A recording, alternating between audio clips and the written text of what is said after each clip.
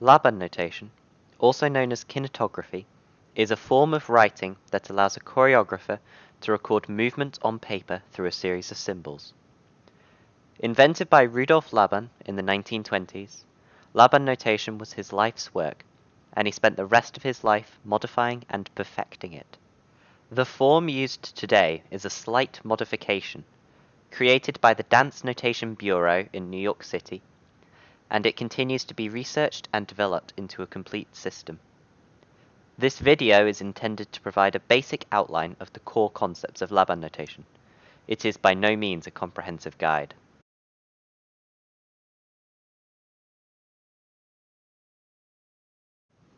Let's begin with the setup. Laban notation is recorded on a vertical stave, similar to musical notation.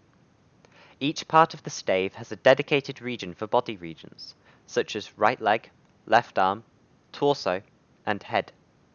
The column either side of the center line has a special function.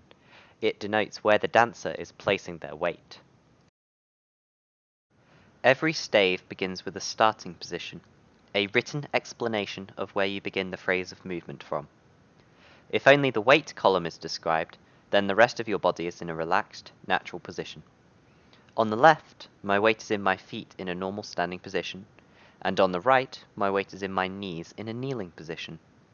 While the columns denote the general region of the body that a movement occurs in, we now need more information on the specific part of the body, what direction the movement goes, and what level, high, middle, or low, that the part moves within. This is where the types of Laban notation symbols come in. Direction symbols denote where around the body the action takes place.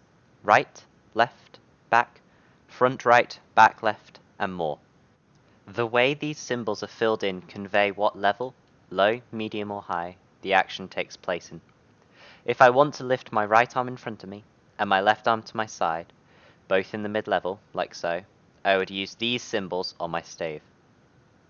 Or, if I wanted to lift my left leg, while tilting my head to the side, I would write these symbols. Often, more specificity of which body part is being used is required. This is where the body symbols are used. Each major joint and appendage has its own symbol.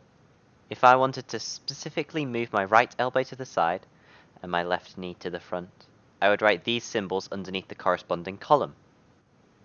If the part of the body that you're moving changes, then you merely write the new symbol under the action symbol in the column. This diagram details what symbols correspond to each body part.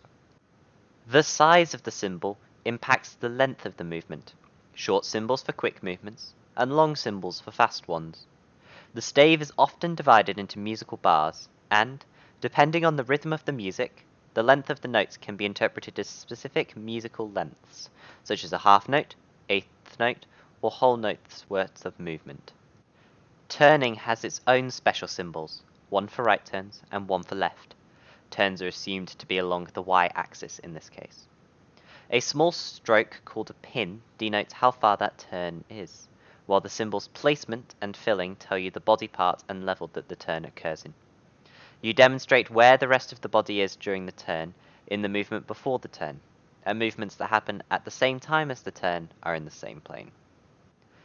A small box with a straight pin is written to the side of the turning symbol, indicating the final orientation after the turn, to prevent confusion after multiple turns in a sequence.